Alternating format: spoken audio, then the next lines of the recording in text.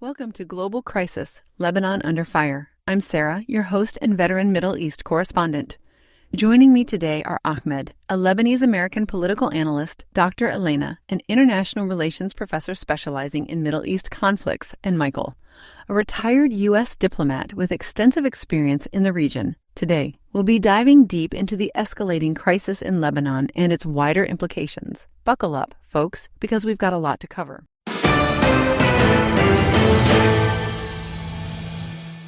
Before we begin, I just want to remind our listeners that the situation we're discussing today is rapidly evolving. We'll do our best to provide the most up-to-date information, but things may have changed by the time you hear this. Now, let's start with an overview of the recent Israeli attacks on Lebanon. Ahmed, can you give us a rundown? Certainly, Sarah. The past few days have seen an unprecedented escalation of violence. According to Al Jazeera reports, 77 people were killed in Lebanon by Israeli attacks in just one day. Since September 23rd, the death toll has surpassed 700, including 50 children and 94 women.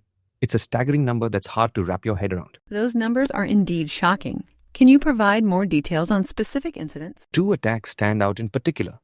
In Ain al-Delb, 32 people were killed, and in Hermel, another 21 lost their lives. The Israeli army claims to have hit about 120 Hezbollah targets in their latest strikes. But it's crucial to note that these attacks are affecting civilians as well, not just military targets. If I may interject, Sarah, the strategic implications of these widespread attacks are significant. Israel seems to be pursuing a policy of maximum pressure, likely aiming to degrade Hezbollah's capabilities and perhaps force a change in Lebanon's political landscape. I agree with Dr. Elena. From a diplomatic perspective, this level of escalation is alarming. It's pushing the entire region closer to a wider conflict. Indeed. Ahmed, you mentioned civilian impacts. Can you elaborate on that? The humanitarian situation is dire. Families are fleeing to Beirut's seafront to escape the attacks. Many people are forced to sleep on the streets. The bombardment has been non-stop, even hitting suburbs of Beirut. It's creating a massive displacement crisis. This displacement could have long-term consequences for Lebanon's social and economic stability. We're looking at a potential humanitarian catastrophe if this continues. Michael, given your diplomatic background, how do you see the international community responding to this crisis? So far, the response has been mixed. We've seen expressions of concern, but concrete action has been limited. The U.S., in particular, has been supportive of Israel's right to defend itself, but there's growing pressure to push for de-escalation. Let's shift gears slightly and discuss a major event that occurred amidst this crisis, the assassination of Hezbollah leader Hassan Nasrallah. Ahmed, can you give us the details? This was a shocking development, Sarah. On September 28th, Hassan Nasrallah was killed by an Israeli airstrike on Beirut. Israel claims that more than 20 Hezbollah members were killed alongside Nasrallah. The attack reportedly used US-made weapons and targeted Hezbollah's headquarters in South Beirut. The assassination of such a high-profile figure is a significant escalation. Nasrallah was not just a military leader, but a symbol for many in Lebanon and beyond. Absolutely. This move by Israel is a major gamble. It could either severely weaken Hezbollah or lead to an unprecedented retaliation. How has Hezbollah responded to this assassination? Hezbollah has confirmed Nasrallah's death, which is significant in itself. Often, there's denial or ambiguity around such high-profile assassinations. The Lebanese government has announced 3 days of official mourning starting Monday, with flags flying at half-mast on public buildings. The reactions we're seeing are intense. Palestinians in Gaza are mourning Nasrallah, calling him a great supporter. Many Hezbollah supporters are expressing anguish and disbelief, describing Nasrallah as like a father to us. Michael, how do you see this affecting the regional dynamics? This assassination has the potential to reshape the entire conflict. We're already seeing Iran's president urging support for Lebanon. The U.S. political leadership, including President Biden and Vice President Harris, have expressed support for Israel. But this could lead to a significant escalation from Hezbollah and its allies. Let's take a quick break here. When we return, we'll discuss the broader regional implications of this crisis and the global reactions we're seeing. Welcome back to Global Crisis, Lebanon Under Fire. We're discussing the escalating conflict in Lebanon with our expert panel. Let's turn our attention to the broader regional developments. Ahmed, what's happening beyond Lebanon's borders? The conflict is definitely spilling over, Sarah. In Yemen, the Israeli army has launched air raids on Ras Isa and Hodeidah. This comes just a day after the Houthis claimed to have fired a missile at an airport near Tel Aviv. This expansion of the conflict to Yemen is particularly concerning. It shows how quickly regional actors can be drawn into the fray, potentially turning this into a much wider war. And let's not forget about Gaza. There have been reports of more than 20 people killed in separate Israeli attacks there. The situation in Gaza was already dire, and this escalation is only making it worse. What about Syria? There have been reports of U.S. military actions there as well. Yes, the U.S. claims to have killed 37 fighters in separate attacks in Syria this month. This shows how complex and interconnected the conflicts in this region are. It's a powder keg, Sarah. Each of these incidents has the potential to spark a much larger conflagration. Let's talk about the global reactions we're seeing. Ahmed, you mentioned earlier about protests. Yes, we're seeing worldwide protests against Israel's actions in Lebanon and Gaza. Thousands of people are rallying across the world, calling for Israel to end its war on Gaza and Lebanon. What's interesting is that we're also seeing internal dissent in Israel. Over 1,000 people rallied in Tel Aviv demanding a Gaza ceasefire deal to free captives. This shows that even within Israel, there's not a monolithic view on these actions. From a diplomatic standpoint, these global protests put pressure on governments to act. However, the official responses from many Western governments have been cautious, often reiterating Israel's right to self-defense while calling for restraint. It's a complex situation indeed. Now, I'd like to touch on some other international news that might be influencing global focus and resources. Dr. Elena, can you give us a quick rundown? Certainly, Sarah. While the Lebanon crisis is dominating headlines, there are other significant events occurring globally. In Austria, the far-right Freedom Party is projected to win their election. In the Canary Islands, hopes are fading for finding 48 missing people after a boat sank. Nepal is experiencing heavy rains that have brought the country to a standstill. In space news, SpaceX has launched a mission to rescue stranded astronauts at the space station. And in the U.S., Hurricane Helene has devastated the southeastern states, leaving millions without power. Thank you, Dr. Elena. Michael, how do you think these global events might impact the international response to the Lebanon crisis? These events certainly compete for global attention and resources. The hurricane in the U.S., for instance, might divert some of the American government's focus inward.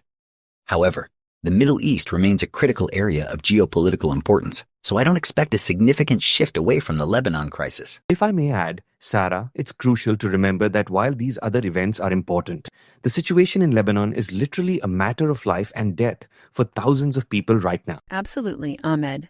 Now, let's delve deeper into the assassination of Hassan Nasrallah. This event has the potential to dramatically shift the dynamics in the region. Ahmed, can you give us some background on Nasrallah and his significance to Hezbollah in Lebanon? Certainly, Sarah. Hassan Nasrallah had been the Secretary General of Hezbollah since 1992. He was not just a military leader, but also a charismatic figure who commanded widespread respect and loyalty among Hezbollah supporters and many Lebanese citizens. Under his leadership, Hezbollah grew from a primarily militant organization to a major political force in Lebanon, with significant influence in the country's government. It's worth noting that Nasrallah's influence extended far beyond Lebanon's borders. He was seen as a key figure in the so-called axis of resistance against Israel and Western influence in the Middle East. His assassination is likely to have ripple effects throughout the region. Indeed, and from a diplomatic standpoint, Nasrallah was often seen as a bridge between Iran and various militant groups in the region. His loss could potentially disrupt some of these connections. Given his importance, how do you think Hezbollah will respond to his assassination? That's the million-dollar question, Sarah. Hezbollah is known for its policy of retaliation, often invoking the concept of an eye for an eye. However, the scale of this loss might push them towards an even more significant response. We could see anything from increased rocket attacks on Israel to attempts to assassinate high-ranking Israeli officials. It's also important to consider the internal dynamics of Hezbollah at this moment. There will likely be a power struggle to determine Nasrallah's successor, which could impact the organization's short-term decision-making. From a strategic perspective, Hezbollah might also try to use this moment to rally support, both domestically and internationally. We could see increased efforts to portray Israel as an aggressor and to paint Hezbollah as defenders of Lebanon. That's a great point, Michael. Ahmed, how do you think the Lebanese population at large is reacting to these events? It's a mixed reaction, Sarah. For Hezbollah supporters and many in the Shia community, this is a moment of profound grief and anger. We're seeing large gatherings of mourners in Hezbollah-controlled areas. However, it's important to remember that Lebanon is a diverse country with complex sectarian divisions. Not all Lebanese support Hezbollah, and some may privately see this as an opportunity for change in the country's political landscape. We should also consider the economic impact on Lebanon. The country was already facing a severe economic crisis, and this escalation of conflict is likely to exacerbate these issues. We might see increased capital flight, a further drop in the value of the Lebanese pound, and more pressure on already strained public services. Thank you for that context. Now, let's zoom out a bit and look at the regional implications. Michael, how do you see this affecting the broader Middle East? This assassination and the subsequent escalation of conflict have the potential to redraw alliances and power dynamics across the Middle East. Iran, as Hezbollah's primary backer, is likely to increase its support, both rhetorically and materially. This could lead to increased tensions between Iran and Israel, with the potential for direct confrontation higher than it's been in years. We should also keep an eye on Syria. The ongoing civil war there has already drawn in multiple regional powers, including Iran, Israel, and Russia. An escalation in Lebanon could spill over into Syria, potentially reigniting conflict in areas that had seen relative calm. And let's not forget about the Palestinian territories. Hamas in Gaza and various factions in the West Bank may see this as an opportunity to increase their own activities against Israel, potentially opening up another front in this conflict. It sounds like we're looking at a potential powder keg situation. Michael, how do you see the international community, particularly the United States, responding to this crisis? The U.S. is in a delicate position here. On one hand, it has consistently supported Israel's right to self-defense and has long considered Hezbollah a terrorist organization. On the other hand, a full-scale war in Lebanon is not in anyone's interest, including Israel's. I expect we'll see increased diplomatic efforts from the U.S. and its allies to prevent further escalation. The role of international organizations like the UN will also be crucial. We might see calls for emergency Security Council meetings and potentially the deployment of additional peacekeeping forces to the region. Ahmed, what about the Arab states? How are they likely to respond? It's a complex picture, Sarah. Many Arab states have been moving towards normalization of relations with Israel in recent years, as we saw with the Abraham Accords. This crisis puts those efforts in jeopardy. We're likely to see strong condemnations of Israel's actions from Arab governments. But the extent of practical support for Lebanon or Hezbollah may vary. Gulf states like Saudi Arabia and the UAE, which are wary of Iran's influence, may take a more measured approach. Thank you all for those insights. We're going to take another short break, and when we come back, we'll discuss the humanitarian situation on the ground and potential paths forward. Stay with us. Welcome back to Global Crisis, Lebanon Under Fire. We've been discussing the assassination of Hezbollah leader Hassan Nasrallah and its implications for the region. Now, let's focus on the humanitarian situation in Lebanon. Ahmed, can you give us a picture of what life is like for civilians in Lebanon right now? The situation is dire, Sarah. As I mentioned earlier, we are seeing massive displacement, with families fleeing their homes to escape the bombing. Many are sleeping on the streets or crowding into relatives' homes in areas they perceive as safer. But with attacks hitting all areas of Lebanon, including Beirut suburbs, nowhere feels truly safe. The psychological impact of this constant threat can't be overstated. We're talking about a population that has already endured multiple conflicts and an ongoing economic crisis. The trauma of this situation will have long-lasting effects, particularly on children. And let's not forget the strain on Lebanon's infrastructure. Hospitals are overwhelmed, power outages are frequent, and there are concerns about access to clean water and basic supplies if this conflict continues to escalate. Are there any international aid efforts underway? Several international organizations are mobilizing to provide aid, but the ongoing conflict makes it challenging to get supplies into the country and distribute them safely. There have been calls for the establishment of humanitarian corridors, but so far, these haven't materialized. This is where the international community needs to step up, regardless of the political situation. There's a moral imperative to address the humanitarian crisis. Absolutely. Now, let's talk about potential paths forward. Michael, from your diplomatic experience, what options do you see for de-escalation? The key is to get all parties to the negotiating table, but that's easier said than done. The assassination of Nasrallah has raised the stakes significantly. Any ceasefire agreement would likely need to involve not just Lebanon and Israel, but also Iran, given its influence over Hezbollah. There's also the question of what a sustainable peace would look like. The underlying issues that have led to repeated conflicts between Israel and Hezbollah need to be addressed for any long-term solution to be viable. And we can't ignore the internal dynamics in Lebanon. This crisis is happening against the backdrop of ongoing political instability and economic collapse. Any path forward needs to consider Lebanon's complex sectarian political system and the role of Hezbollah within it. Those are all excellent points. Now, I'd like each of you to give your assessment of what you think is the most likely scenario in the coming weeks. Dr. Elena, let's start with you. I'm afraid I'm not optimistic, Sarah. Given the high-profile nature of Nasrallah's assassination, I think we're likely to see a significant retaliation from Hezbollah. This could lead to a cycle of escalation that might result in a full-scale war. The wild card here is Iran. The extent of their involvement could determine how far this conflict spreads. I agree that escalation is likely in the short term, but I'm hopeful that intense diplomatic efforts might prevent a full-scale regional war. The costs of such a conflict are so high for all parties involved that there's a strong incentive to find a way to de-escalate, even if it takes time. I'm somewhere in between. I expect we'll see increased violence in the coming weeks, but I'm not sure it will escalate to a full regional war. However, I am deeply concerned about the long-term impacts on Lebanon. Even if the immediate crisis is resolved, the damage to infrastructure, the economy, and social cohesion will take years to repair. Thank you all for those insights. Now, let's dive deeper into some of the specific aspects of this crisis. Ahmed, can you tell us more about the Israeli attacks on Lebanon? What areas have been targeted, and what's the strategic significance of these targets? Certainly, Sarah, the Israeli attacks have been widespread, targeting both Hezbollah strongholds and civilian areas. In addition to the strikes on Ain al-Delb and Hermel that I mentioned earlier, there have been significant attacks on southern Beirut, particularly the Dahi suburb, which is known as a Hezbollah stronghold.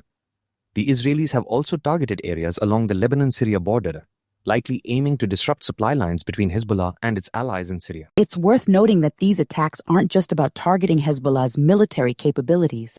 They're also aimed at weakening popular support for the organization by demonstrating its inability to protect Lebanese civilians from Israeli strikes. From a strategic perspective, Israel is likely trying to degrade Hezbollah's rocket and missile capabilities. Hezbollah is believed to have a large arsenal of these weapons, which pose a significant threat to Israeli population centers. How effective do you think these strikes have been in achieving Israel's objectives? It's difficult to say with certainty at this point. While Israel claims to have hit numerous Hezbollah targets, the full extent of the damage isn't clear. What we do know is that these strikes have come at a significant cost in terms of civilian casualties and infrastructure damage in Lebanon. And it's important to remember that Hezbollah has spent years preparing for this kind of conflict. They've likely dispersed their weapons and personnel, making it challenging for Israel to completely neutralize their capabilities through airstrikes alone. Dr. Elena, how do you see these attacks impacting the broader geopolitical situation in the region? These attacks are likely to further polarize the region, Sarah. We're already seeing increased rhetoric from Iran and other members of the so-called Axis of Resistance. There's a risk that this conflict could draw in other regional actors, particularly if it expands to include targets in Syria or if there's a significant Hezbollah retaliation against Israel. Let's talk more about the potential for Hezbollah retaliation. Ahmed, what kind of response do you think we might see from Hezbollah? Hezbollah has a range of options, Sarah. At the lower end, we might see increased rocket attacks on northern Israel, similar to what we've seen in previous conflicts. But given the assassination of Nasrallah, there's a possibility of a more dramatic response. This could include attempts to strike deeper into Israel, perhaps targeting major population centers or critical infrastructure. There's also the possibility of Hezbollah activating its networks outside of Lebanon. The organization has a global presence, and we've seen them carry out or attempt attacks in various parts of the world in the past. We should also consider the possibility of cyber attacks. Both Hezbollah and its Iranian allies have significant cyber capabilities. And we might see attempts to disrupt Israeli infrastructure or financial systems through these means. That's a sobering assessment. Michael, how prepared do you think Israel is for this kind of retaliation? Israel has been preparing for a potential conflict with Hezbollah for years. They've invested heavily in missile defense systems like Iron Dome, and they've conducted numerous drills to prepare their civilian population. However, a large-scale Hezbollah attack, particularly if it involves a high volume of rockets or more sophisticated weapons, could still cause significant damage and casualties. Let's shift our focus to the international response.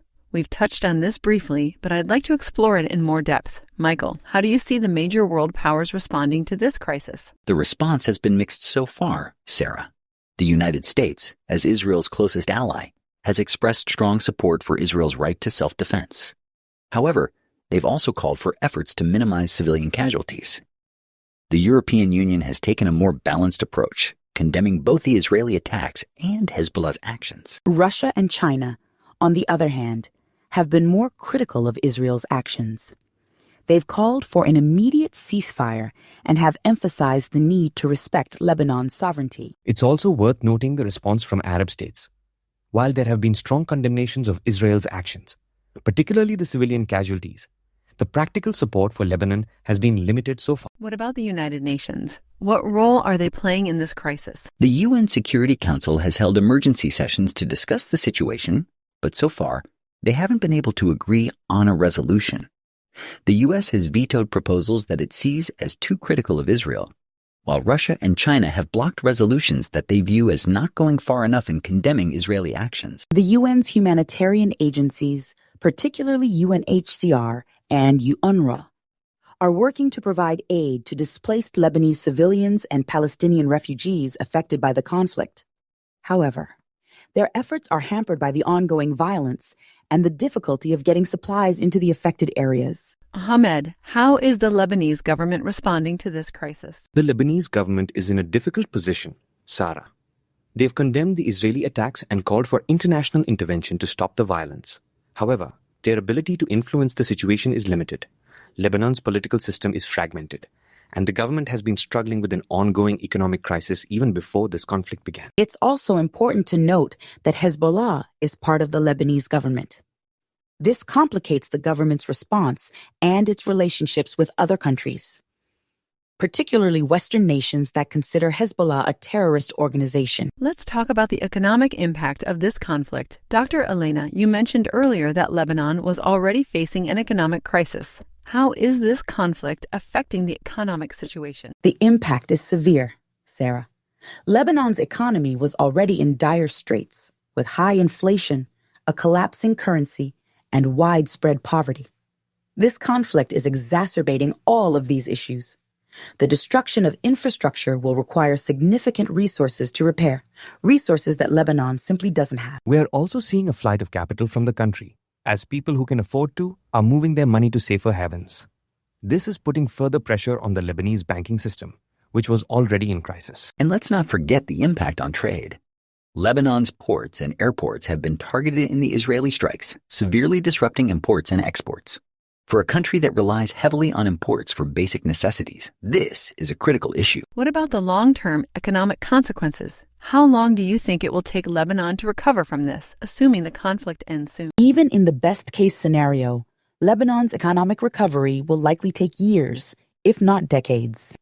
The country was already struggling with massive debt, and the cost of rebuilding will only add to this burden. There's also the question of investor confidence. It will take time to convince businesses and investors that Lebanon is a safe and stable place to put their money. And we can't overlook the human capital aspect. Many educated and skilled Lebanese were already leaving the country due to the economic crisis. This conflict is likely to accelerate that brain drain, which will have long-term consequences for Lebanon's economic development. It's a bleak picture indeed. Let's take another short break, and when we come back, we'll discuss the potential long-term consequences of this conflict for the region and beyond. Stay with us. Welcome back to Global Crisis, Lebanon Under Fire. We've been discussing the current situation in Lebanon and its immediate impacts. Now, let's look towards the future. Michael, how do you see this conflict reshaping the geopolitical landscape of the Middle East in the long term? This conflict has the potential to significantly alter the balance of power in the region, Sarah. If Israel succeeds in severely degrading Hezbollah's capabilities, it could weaken Iran's influence in the Levant. On the other hand, if Hezbollah manages to inflict significant damage on Israel, it could embolden other Iranian-backed groups in the region. We should also consider the impact on the ongoing normalization process between Israel and some Arab states. This conflict could slow or even reverse that process, depending on how it plays out and how it's perceived in the Arab world. And within Lebanon itself, the outcome of this conflict could reshape the political landscape. If Hezbollah is significantly weakened, it could create space for other political forces to gain more influence. However, if Hezbollah emerges from this conflict with its reputation enhanced, it could strengthen its position in Lebanese politics. What about the broader implications for international relations? How might this conflict affect global dynamics? This conflict is likely to further strain relations between the West and countries like Russia and China, which have taken different stances on the issue. It could also impact ongoing negotiations on other issues, such as the Iran nuclear deal. We might also see this conflict influencing debates about military interventions and the use of force in international relations. The civilian casualties and infrastructure damage in Lebanon could strengthen arguments for stricter international laws governing military actions. Hamed, how do you see this conflict affecting the future of Lebanon as a nation? That's a crucial question, Sarah. Lebanon has long been characterized by its sectarian political system and the delicate balance between different religious and ethnic groups. This conflict has the potential to upset that balance. Depending on how it plays out, we could see calls for significant reforms to Lebanon's political system. There's also the question of Lebanon's relationship with Israel. While there's been a state of hostility for decades, some Lebanese might start questioning whether this ongoing conflict serves their interests, especially given the economic and human costs. And we can't ignore the potential for demographic changes. If this conflict leads to large-scale, long-term displacement, it could alter the demographic makeup of different regions in Lebanon, which could have political implications down the line. Those are all important points to consider. Now, I'd like to address some questions from our listeners. Our first question comes from John in New York. He asks, given the assassination of Nasrallah, who is likely to take over leadership of Hezbollah, and how might this change their strategy? That's an excellent question, John. Hezbollah has a complex leadership structure, and there isn't a clear, publicly known successor to Nasrallah. However, names like Naim Qasim, Nasrallah's deputy, and Hashim Safi al-Din, head of the Executive Council, have been mentioned as potential successors. As for strategy, in the short term, I expect Hezbollah to focus on retaliation. Long term, much will depend on who takes over and how they balance military action with political considerations. Our next question is from Fatima in London. She asks, how is this conflict affecting Lebanese civilians who aren't involved with Hezbollah? Are there any humanitarian corridors being established? Fatima raises a crucial point. The civilian impact of this conflict is severe and widespread. Many Lebanese civilians, regardless of their political affiliations, are caught in the crossfire. As for humanitarian corridors, unfortunately, the intensity and widespread nature of the attacks have made it difficult to establish safe routes. International organizations are calling for such corridors, but as of now, they haven't been successfully implemented. Our final question comes from Ahmed in Cairo. He asks, given the U.S.'s strong support for Israel, is there any chance of a more balanced international intervention in this crisis? That's a complex question, Ahmed. The U.S. has traditionally been a strong ally of Israel, which does influence its approach to conflicts in the region. However, there's growing international pressure, including from some U.S. allies, for a more balanced approach. The key will be whether this pressure can translate into concrete diplomatic action. Organizations like the UN will likely play a crucial role in trying to broker a more balanced intervention. Thank you all for those insightful answers. As we near the end of our discussion, I'd like each of you to provide your thoughts on what the next few weeks might hold for Lebanon and the region. Dr. Elena, let's start with you. I fear we're entering a very dangerous phase. The assassination of Nasrallah is a game changer. Hezbollah will feel compelled to respond forcefully, which could lead to further escalation. The key will be whether international diplomatic efforts can prevent this from spiraling into a full-scale regional war. I agree with Dr. Elena. The next few weeks will be critical. Much depends on how Hezbollah chooses to respond and whether cooler heads can prevail in diplomatic circles. The role of countries like Iran and the U.S. will be crucial in either escalating the situation. From a Lebanese perspective, I'm deeply concerned about the humanitarian crisis that's unfolding. Even if the violence subsides, the damage to infrastructure and the displacement of people will have long-lasting effects. Lebanon was already struggling with economic and political crises before this escalation. This conflict could push the country to the brink. Thank you all for those insights. Before we wrap up, I'd like to emphasize a few key points from our discussion, Lebanon Under Fire. Stay informed, stay compassionate, and we'll see you next time.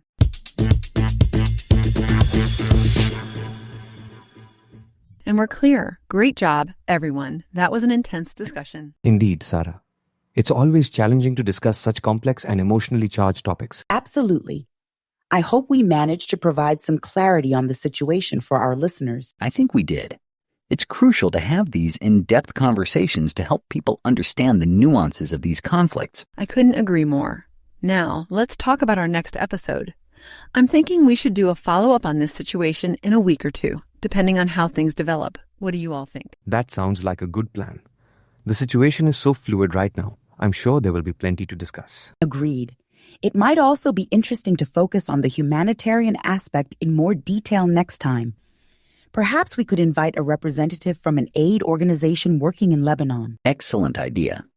And we might want to consider bringing in an expert on Iranian politics to discuss their potential role in more depth. Those are all great suggestions. I'll start working on lining up those additional guests. In the meantime, please keep an eye on the situation and let me know if there are any major developments we should be aware of. Will do, Sarah. And thank you all for this thoughtful discussion. It's not easy to talk about such difficult topics, but it's necessary. Indeed. It's been an honor to be part of this conversation. Likewise. Let's hope for some positive developments before our next discussion. Absolutely. Thank you all again. Stay safe, and we'll be in touch soon.